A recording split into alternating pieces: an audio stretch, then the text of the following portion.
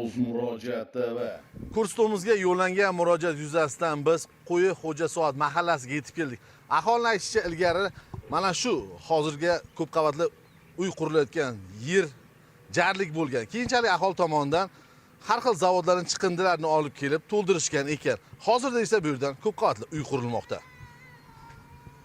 Murojaatchilarning aytishicha, qurilishdan norozi bo'lib, shikoyat qilmagan tashkilotni xat yo'llamagan, mas'uli qolmagan ekan. 89-yildan beri shu yerda yashayman. Mana bu yerdan qurilish qilayotganda katlaman qozilgan edi avval, mumkin emas. Qumlik yer deb ko'p qavatli imorat mumkin emas edi, lekin qurdi. Derazasini hovlima qarab qurdi. Mana 6 metr tashab yana bitta dom qurdi. Buni ham derazalari hovlima qaragan. Endi bu yerdan 12 etajli quryapti. Buni ham hovlisi. Na kelinim hovliga chiqiladi, na o'zim, na bu yetgan nabiralarim birontamiz hovlida yura olmaymiz. Bu nima degan gap? Qayerga murojaat qilsak, hammasi foydasi yo'q murojaat qilgan. Portalgacha ham yozdik. Portal ham bularga yubordi. Hamma joyda bular odamlari. Hech kimning kuchi yetmayotgan. Qani kim xalqqa himoya qiladigan odam bormi o'zi, yo'qmi o'zi? Bizlar butun azob ediki, butun bitta yashasha o'zi nimamiz qolmadi. Bizlardan rozilik olish kerak edi birinchidan.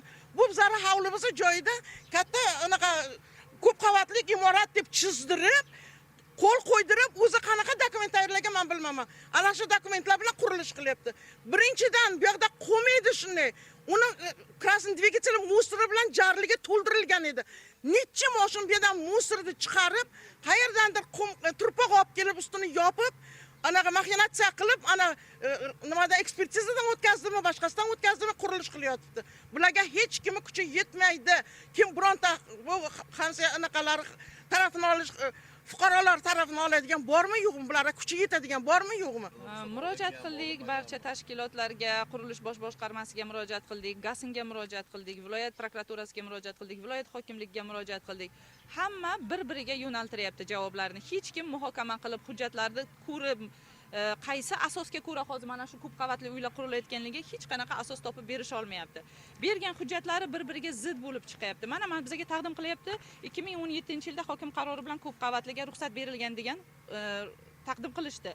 Biroq 2017-yilda 1700 kvadrat metrga ruxsat berilgan. Mana hozir hokim qarorini shu joyini aynan ko'rsatib beraman. Demak, o'sha kvadratgagina faqat ruxsat berilgan. Tak, 17.000 kvadratga ruxsat berilganligi ko'rsatib o'tilgan. Bugungi kunda esa qurilish 31.083 kvadrat metrda tashkil etgan. Ekspertizadan 31.000 ga o'tib ketgan. Qanaqa qilib maydon kengaygan o'zidan. Topshirishgan o'zi. Yo'q, topshirishmagan, mana qurilyapti, lekin ekspertiza qilib qo'yishgan. Mana shu 31.000 ga ekspertiza qilishgan. Ekspertiza asoslanganda 17-yildagi hokim qarorini asos qilib olyapti. Unda maydon kichkina-ku. Bugungi kunda maydon 2 baravarga ko'paygan. Menimcha mana bu bitta ikkita domni bilan ekspertizadan o'tkazgan aslida. Hokim qarorida bitta yo mana ikkita domga bergan bo'lsa ham, shuni o'rganib chiqadigan biror bir tashkilot kelib joyida o'rganib chiqmayapti. Bugungi kunda mana bular o'shaning ishiga qo'shib yuborilgan, ruxsatsiz. Undan tashqari, ART hujjatlarini ko'tarsak, ART hujjatlarida ham o'rta qavatliga ruxsat berilganligi yozib qo'yilgan. Bugungi kunda 12 qavatli qurilyapti. 12 qavatli, o'rta qavatli emas-ku. Bizlarning uylari Bundan 5-6 yil oldin bu yerga chegaradosh hududda ikkita ko'p qavatli uy qurilgan, ammo aholi uchun qulayliklar mavjud emas, deyishmoqda suhbatdoshlarimiz. Mana shu domda yashaymiz. 5 yildan beri yashayman. 5 yildan beri bu stroykalar ketyapti. Hamma joy changda yashab bo'lmaydi. Stoyanka yo'q. Mashina qo'yishga hamma urush qiladi bir-biri bilan. Necha marta aytdik. Mana bu детский plashatkamizni eskidan qolgan. Bachchalar temir ana nimalarga o'ynaydi-da. Endi shunga qarash kerak-ku, uyni topshirgan paytda kim qabul qilib olgan buni? Na plashatka bor, na stoyanka bor. Mana bu yerda yangi, mana bu yerda eski domlar turibdi, nima uylar turibdi. Bu uylarni yoniga mana bu etajni quribdi, 12 etajni. Uylar ko'rinadi-ku, bu yerda yashaydigan aholi bor. 3-etaj mana shu yerda yashayman. Men olganimdan pushaymon uka. Bekor oltma shu janjolxonani. Birinchi bu yerda o'g'ilxona edi, o'g'ilni bir balo qilib nima qildik. Mana endi hozir mana bu yerda mana qarang, hozir qurilish chang to'palang. Buni qilgancha bitta stoyanka qilsin, детский plashatka qilsin. ana detsat bo'lsin bu yerda. Mana qariyalarga yaxshigina bog'chalar bo'lsin. Bu nima gap bu? Men kelganimdan pushaymon. Bironta olsa shuni sotib ketaydim men bu yerda. Eng qizig'i, aholi o'ziga tegishli bo'lgan xonadonlarda qayta rekonstruksiya ishlarini amalga oshira olmayotgan ekan. Bizni hayron qoldirgan jihati fuqaro o'z xonadonidan uy qura olmayapti. Bir qavat bo'lsa ham. Chunki arxitekturani aytishicha, quruvchi qo'shnisidan hovlisini o'zining proyektini ichiga kirgizib olgan emish. Qurilish qilishim kerak, arxitektura ruxsat bermayapti. Chunki bu domchilar hamma joyni egallab olgan, gen planga ko'rsatgani uchun bizlarga ruxsat berilmayapti. O'z hovlimdan o'zim qurilish qila olmayapman. 10 metrdan qurib. Ha, 10 metr. Yuz birov proyektga kirgan ekanmi? Ha, mana shu bizlar ketdik arxitekturaga, nima uchun ruxsat bermayapsizlar bizlarga qurilishga desam, mana shu domchilar deydi. O'zini gen planiga ko'rsatib olgan, qachonki domni gen plandan chiqarsangiz, keyin sizga ruxsat beriladi deydi. Men imorat qilmoqchiman, tomlarim ochiq. Yopolmayapman mana shular dastidan. Bizlar hamma joyga murojaat qilyapmiz, bizlar hech kim ko'rib chiqa olmayapti ishlar bizni. Men ham o'g'limni o'ylantirishim kerak. Men ham nimada u? Xo'jayinim olamdan o'tib ketgan, ikkita o'g'lim bor.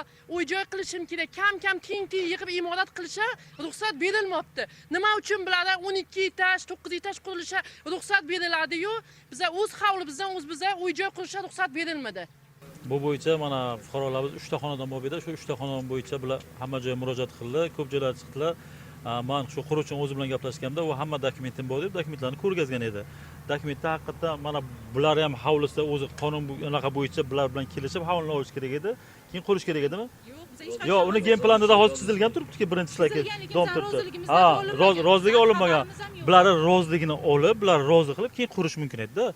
Lekin hozir bular roziligi, men uni chaqirib gapirgan, bular bari sotimda, men bilaman bular eski odamlar. Bular sotim deganimda, biz sotmasa bu yoqni bo'ynaga 3 ta dom tushish kerak edi, bu tomonda 2 ta edi, bu yerda 2 ta edi rasmda, yo'q 3 ta edi, 2 ta edi, bu yerda 2 ta edi bu tomonda.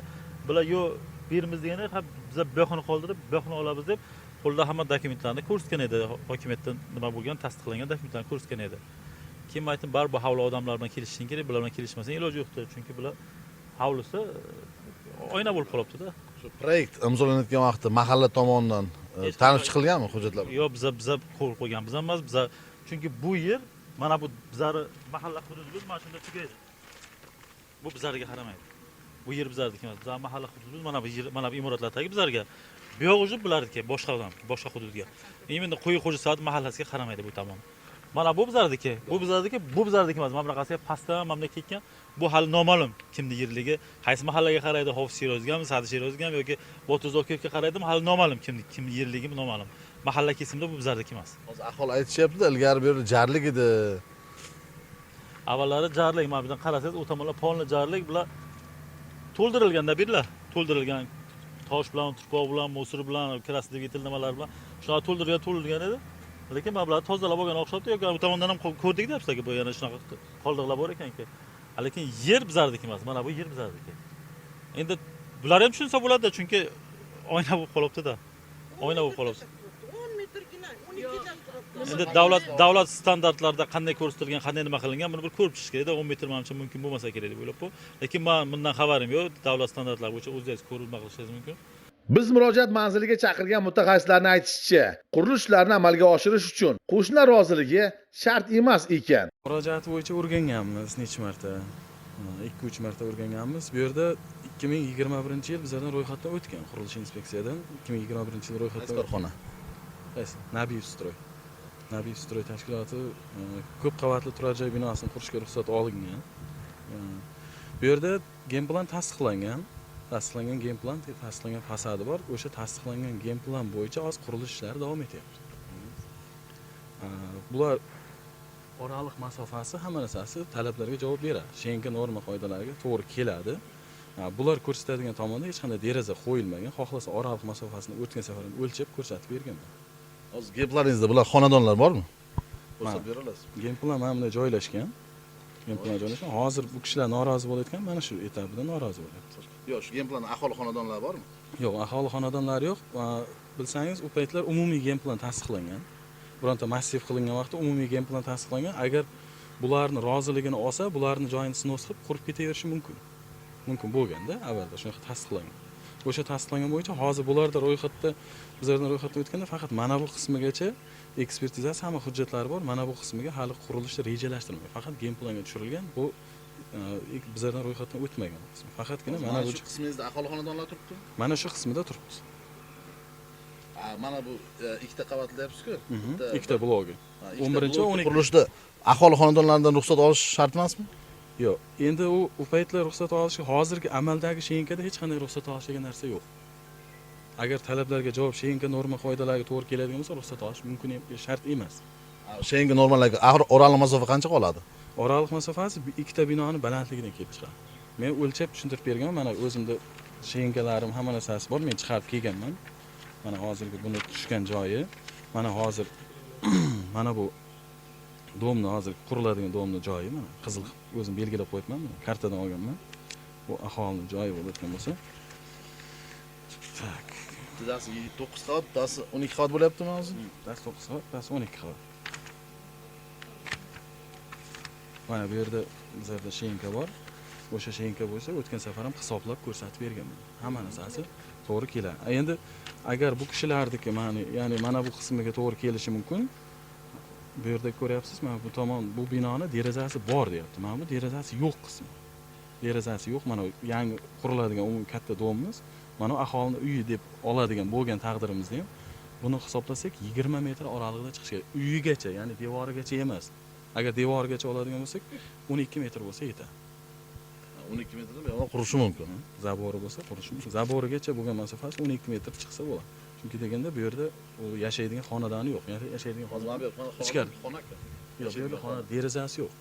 Derazasi bo'lsa boshqacha, derazasi bo'lmasa boshqacha hisoblanadi. Deraza uyni ichiga qaragan bo'lish kerak, tashqariga qaragan bo'lish kerak. Qaysi? Mana bu uyni. Mana xona. Binoga qaragan bo'lish kerak. Uni derazasi bilan buni derazasi bir-biriga qaragan bo'lish kerak. Mana bu yerda ko'rsatilgan. Polni obzor bo'lyapti.